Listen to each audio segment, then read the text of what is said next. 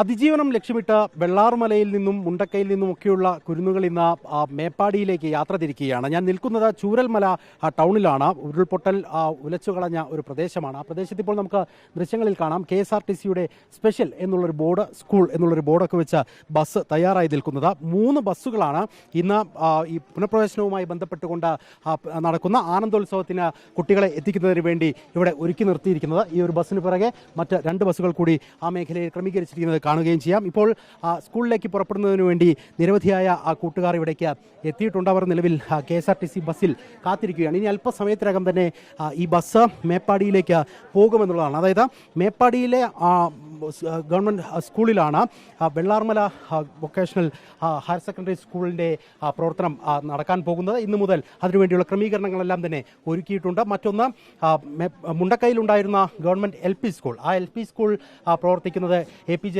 Abdul Kalam community ഹാളിലാണ്. അതിനുവേണ്ടിയുള്ള ക്രമീകരണങ്ങളും ഒരുക്കിയിട്ടുണ്ട്. അങ്ങനെ കുട്ടികൾക്ക് പഠനം സാധ്യമാക്കാൻ ഉതകുന്ന തരത്തിലേക്ക് കാര്യങ്ങൾ ക്രമീകരിച്ചിരിക്കുന്നു എന്നുള്ളതാണ് നമുക്ക് ചൂരൽമലയിൽ നിന്നും പറയാൻ സാധിക്കുക. പ്രത്യേകിച്ച് എടുത്തു പറയേണ്ട കാര്യമെന്ന് പറയുന്നത് ഈ വെള്ളാർമല സ്കൂള് ഉരുൾപൊട്ടലുമായി ബന്ധപ്പെട്ട് പകുതിയോളം തകർന്നു പോകുന്ന സാഹചര്യമുണ്ടായിട്ടുണ്ട്. പക്ഷേ ഈ നാടിനെ പിടിച്ചു നിർത്തിയതിലൊരു ഘട്ടം വരെ ഉള്ളുലയാതെ നിൽക്കാൻ ഈ നാടിനെ പ്രാപ്തമാക്കിയതും വെള്ളാർമലയെ തന്നെയാണ് എന്ന് നമുക്ക് പറയേണ്ടി വരും. എന്തായാലും നിരവധിയായ ആളുകൾ ഇപ്പോൾ സീറ്റുകളിൽ ഇടം പിടിച്ചു കഴിഞ്ഞു. ഇനിയിപ്പോൾ സ്കൂളിലേക്ക് പോകുക എന്നുള്ളതാണ് ഏറ്റവും പ്രധാനപ്പെട്ട കാര്യം. അതിൽ തന്നെ അവരുടെയൊക്കെ പ്രതീക്ഷകൾ എന്താണെന്നുള്ളത് കൂടി നമുക്ക് ചോദിക്കാം. എത്രാം ക്ലാസ്സിലാണ് പഠിക്കണേ? 6ാം ക്ലാസ്സിൽ. ഇവിടുന്ന് മാറിപ്പോവാണ്, മേപ്പാടിയിലേക്കാണ് പോകുന്നത്. എന്താ ഒരു പ്രതീക്ഷ? എന്താ പ്രതീക്ഷ പറയാൻ നല്ല പഠിക്കാൻ കിട്ടും. ഉണ്ണിമാഷൊക്കെ കാത്തിരിക്കും. മുണ്ടക്കൈ സ്കൂളിലായിരുന്നു വെള്ളാർമലയായിരുന്നു? വെള്ളാർമല. എല്ലാ ടീച്ചേഴ്സും അവിടെ കൊടിതോരണങ്ങളൊക്കെ കെട്ടി സൂപ്പറാക്കിയിട്ടുണ്ട്. എന്താ പേരെന്താ? ആദിൽഷാൻ. എന്താ പേരെന്താ? മുഹമ്മദ് ഷാദിൽ. 6ാം ക്ലാസ്സിൽ. പുതിയ സ്കൂളിൽ പോയിട്ട് നന്നായി പഠിക്കില്ലേ? അതാണ്, നല്ല കോൺഫിഡൻസിലാണ് എല്ലാവരും ഉള്ളത്. സ്കൂൾ തകർന്നു പോയിട്ടുണ്ട് എന്നുള്ള യാഥാർത്ഥ്യമാണ്. എങ്കിൽ പോലും അതിനെയൊക്കെ അതിജീവിക്കേണ്ടതുണ്ട്. നമുക്കിപ്പം മദർ PTA അംഗം അല്ലേ, പേരെന്തായിരുന്നു? എൻ്റെ പേര് സഹന. ഇപ്പം ഇങ്ങനെയൊരു സ്കൂൾ ബസ് പോകേണ്ടതിനപ്പുറത്ത് അവർക്ക് ഇവിടെ വന്ന് എളുപ്പത്തിൽ പഠിക്കാൻ പറ്റുന്നൊരു സാഹചര്യം ഉണ്ടായിരുന്നു. പക്ഷേ നിലവിൽ അതില്ല.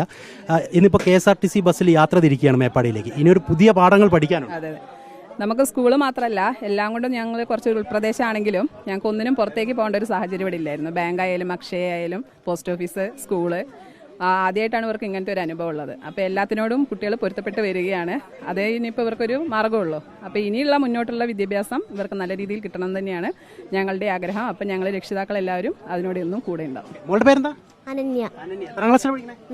4. വെള്ളാർമല തന്നെയായിരുന്നു. ഇനി പുതിയ സ്കൂളിലേക്ക് പോകുമ്പോൾ എങ്ങനെയാ? സങ്കടമുണ്ടോ? സന്തോഷമുണ്ട്.